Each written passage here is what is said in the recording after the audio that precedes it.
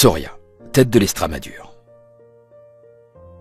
Des peintures rupestres ont été découvertes dans les environs de Soria et il existait un établissement celtibère de l'âge du bronze, dépendant de la ville de Numantia, peuplée par les Arvaks.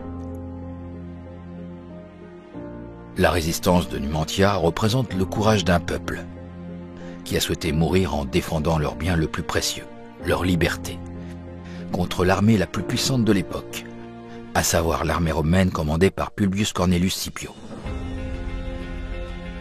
Au cours du VIe siècle, à l'époque Visigoth, l'ermite San Saturio vivait à Soria, à l'endroit occupé aujourd'hui par l'ermitage construit en son honneur. Le roi Alphonse Ier, le batailleur, conquiert la ville aux Arabes en 1109 et la repeuple en la convertissant en enclave décisive entre les différents royaumes de la péninsule, jusqu'à l'annexion définitive à la couronne de Castille en 1134. Alphonse VIII de Castille naît à Soria et épouse Aliénor d'Angleterre. Durant son combat contre l'invasion almohade, il est vaincu à la bataille d'Alarcos en 1195 et sort victorieux de la bataille de Las, Navas de Tolosa en 1212. Au Moyen-Âge, l'activité économique de Soria tournait autour de la laine, un grand commerce contrôlé par la Consejo de la Mesta.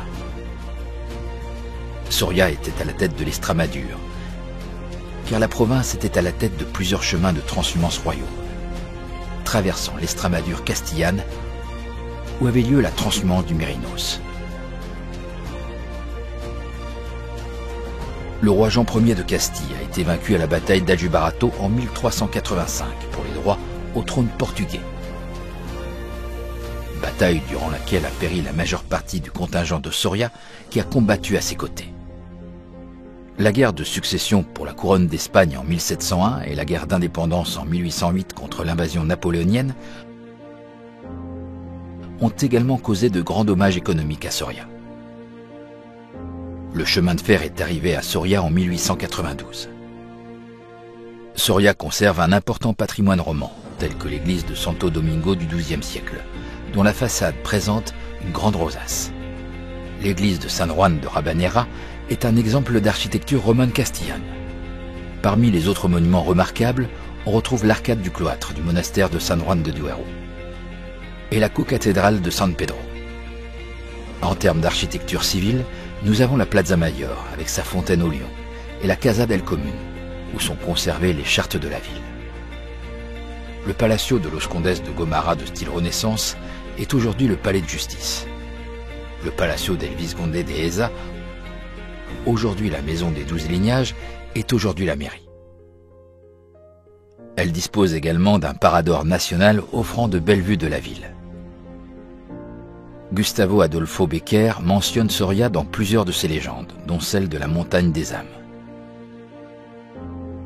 Elle est également mentionnée par Antonio Machado dans ses vers. Campos de Castilla Soria Fria, Soria Pura Cabeza de Extremadura, et dans le roman de Duero de Gerardo Diego. Dans les environs se trouvent des villes comme Almazán, avec l'église de San Miguel et sa coupole. Burgos de Osma, où se distingue la cathédrale avec son cloître, et l'université Renaissance de Santa Catalina. Medinaceli est célèbre pour son arc romain, et San Esteban de Gormaz pour son château et l'église de San Miguel. On trouve également dans la province la forteresse de Berlanga de Duero, ou le village de Catalanazor où Almanzor a perdu son tambour. Soria dispose de parcs naturels tels que le canyon del Rio Lobrus, ou la Seria de Urbion y Laguina Negra.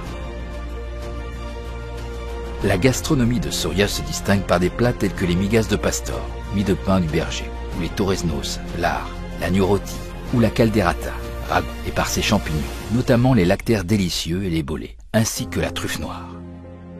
Il s'accompagne très bien avec un vin de dénomination d'origine Ribera del Duero. Il convient également de mentionner des produits remarquables, tels que le beurre de Soria et les jaunes d'œufs de Almazán.